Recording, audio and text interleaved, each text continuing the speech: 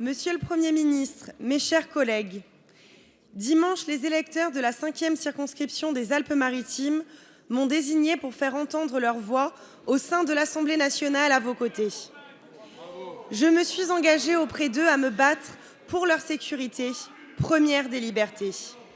Vous l'avez exprimé à de nombreuses reprises dans cet hémicycle, notre pays est en guerre.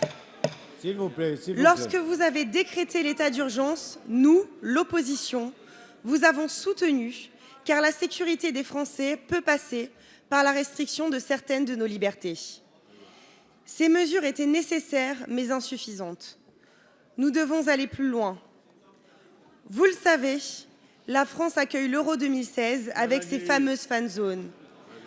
À Nice, avec Christian Estrosi, nous avons développé un système de reconnaissance faciale opérationnel dès maintenant. vous plaît. Pourquoi n'autorisez-vous pas l'utilisation de ce système?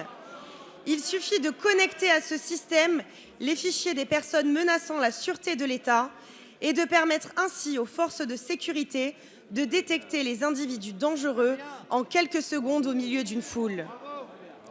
Je déposerai dans les jours à venir une proposition de loi en ce sens. Mes chers collègues, la parole est à Monsieur Bernard Cazeneuve, ministre de l'Intérieur.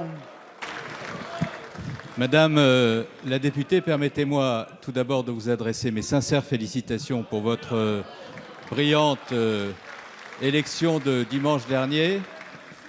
Je ne le dis pas d'ailleurs pour me faire applaudir par l'opposition, c'était peut-être la seule manière d'y parvenir, mais je le fais très sincèrement parce que j'ai suivi le scrutin et j'ai vu l'importance de votre score. Madame la députée, vous me posez une question tout à fait sérieuse sur laquelle Christian Estrosi a déjà appelé mon attention et qui est celle du dispositif de reconnaissance faciale qui se propose d'ailleurs de mettre en œuvre dans la fan zone de Nice. Ce dispositif pose deux problèmes, même s'il revêt un réel intérêt sur le plan opérationnel, deux problèmes qui ne peuvent être surmontés que dans le cadre de l'adaptation de notre législation et de notre réglementation.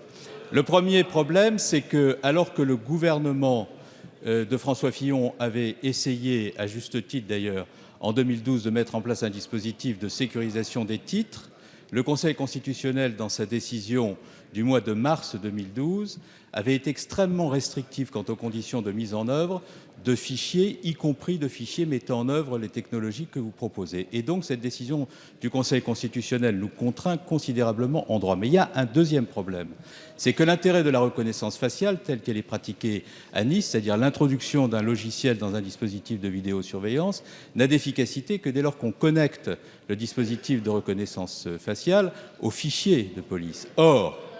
Or, oui, elle l'a dit, mais il y a un petit sujet, Monsieur Jacob, qui a sans doute échappé à votre sagacité, pourtant légendaire, c'est que le